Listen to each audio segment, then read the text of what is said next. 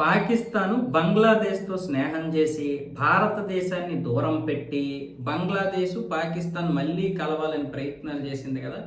ఆ ప్రయత్నాలకి మహమ్మద్ యూనస్ అయితే బాగానే వాళ్ళకి సపోర్ట్ చేశాడు. వాళ్ళ యొక్క ఉగ్ర సంస్థలు కూడా ఇక్కడికి వచ్చి స్థావరాలు ఏర్పాటు చేసుకోవచ్చు అన్న విధంగా మాట్లాడాడు. వాటికి కొన్ని అనుమతులు కూడా ఇచ్చేశాడు. కానీ ఇప్పుడు తారిక్ రెహమాన్ వాటన్నింటినీ కూడా కూల్చే ప్రయత్నాలు చేయడమే కాకుండా పాకిస్తాన్కి గట్టిగా గడ్డెట్టాడు. 1971 మార్చి 25ని జరిగినటువంటి మారణ హోమాన్ని గుర్తు చేసుకుంటూ ఇదంతా కూడా పాకిస్తాన్ కావాలనే చేసింది, ఆనాటి అమరవీరులకి మేము నివాళులు అర్పించే క్రమంలో మాకు న్యాయం కూడా జరగాలని ఆయన ప్రతిపాదన చేశాడు. ఆయన ఏమంటున్నాడు తారిక్ రెహమాన్, 1971 మార్చి 25 నాటి సంఘటనలు ఒక ముందస్తు ప్రణాళికతో జరిగినటువంటి మారణ కాండని కూడా ఆయన ప్రస్తావించాడు.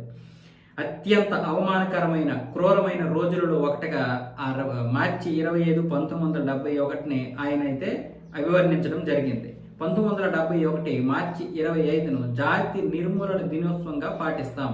నాటి నరమేధంలో ప్రాణాలు కోల్పోయిన అమరవీరులందరికీ నా ప్రగాఢ నివాళులు అర్పిస్తున్నాను.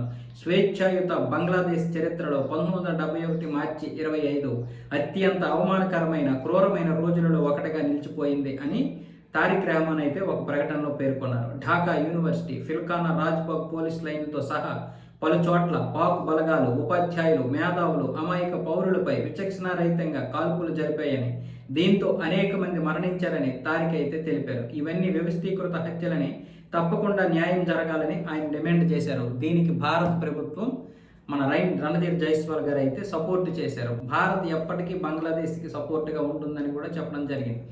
మరి అప్పుడు అనేక మంది 3 లక్షల మంది, అనేక మంది కాదు 3 లక్షల మంది మహిళల్ని అక్కడ అన్యాయంగా పాకిస్తాన్ బలగాలు వెళ్ళి అన్యాయం ఇది చేసే మానభంగం చేసే వెళ్ళడం అంటే అప్పుడు పాకిస్తాన్ తూర్పు పాకిస్తాన్గా ఉండేది కాబట్టి పాకిస్తాన్ బలగాలు అక్కడే ఉండేవి అఫీషియల్గా. అక్కడ ఉన్నటువంటి మహిళల మీద అత్యాచారం చేయడానికి బలగాలు సరిపోకపోతే పాకిస్తాన్ నుండి ఇప్పుడు ఉన్నటువంటి పశ్చిమ పాకిస్తాన్ నుంచి కూడా బంగ్లాదేశ్ రప్పించి మరి అక్కడ అత్యాచారం చేయించారు.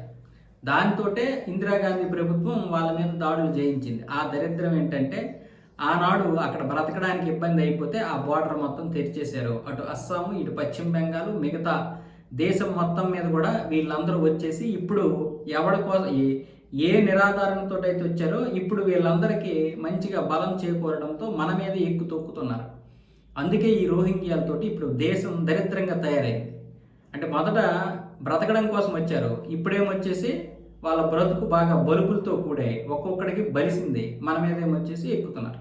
అటు బంగ్లాదేశ్ అలాగే తయారైంది, ఇటు ప్రజలు కూడా అలాగే తయారయ్యారు, బంగ్లాదేశ్ ప్రజలు కూడా. అయితే ఈ మధ్య తారిక్ రెహమాన్ వచ్చిన తర్వాత మార్పులు అయితే వచ్చాయి.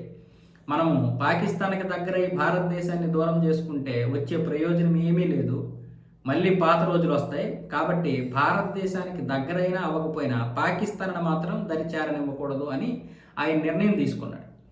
పైగా భారతదేశాన్ని దూరం చేసుకుంటే పవర్ కట్ అయిపోద్ది, డీజిల్ కట్ అయిపోద్ది, పెట్రోల్ కట్ అయిపోద్ది, బియ్యం కట్ అయిపోతాయి, నీరు కూడా కట్ అయిపోద్ది పద్మావతి నది నుంచి. కాబట్టి పాకిస్తాన్కి దూరంగా ఉండడమే మంచిది. పాకిస్తాన్కి దగ్గర అవుతున్న కొలది భారతదేశానికి కోపం వస్తుంది. ఆ తర్వాత భారతదేశం ఏ నిర్ణయం తీసుకున్నా మనం ఎందుకు పనికిరాము. అంతెందుకు ఈ సంక్షోభ సమయంలో అక్కడ హార్మోజ్ జలసంధి నుంచి ఒక్క చుక్క ఇది కూడా తెచ్చుకోలేదు, డీజిల్ కానీ పెట్రోల్ కానీ. దానికి సీన్ లేదు. మామూలు సమయంలో కూడా మన దగ్గర నుంచే కొంటుంది, మన దగ్గర నుంచి శాశ్వతంగా కొనాలనే ఉద్దేశంతో పైప్ లైన్ కూడా వేసుకుంది.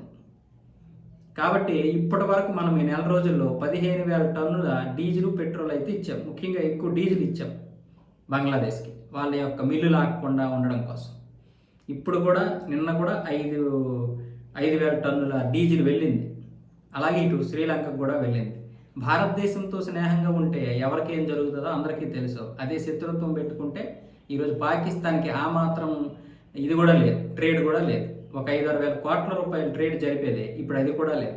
పైగా ఇప్పుడు సింగపూర్కి, శ్రీలంకకి దాని యొక్క వస్తువులు అమ్ముకొని మీరు భారత్కి అమ్మండి, మీ యొక్క ట్యాగ్ వేసుకొని అంటే మా కుదరనైనా.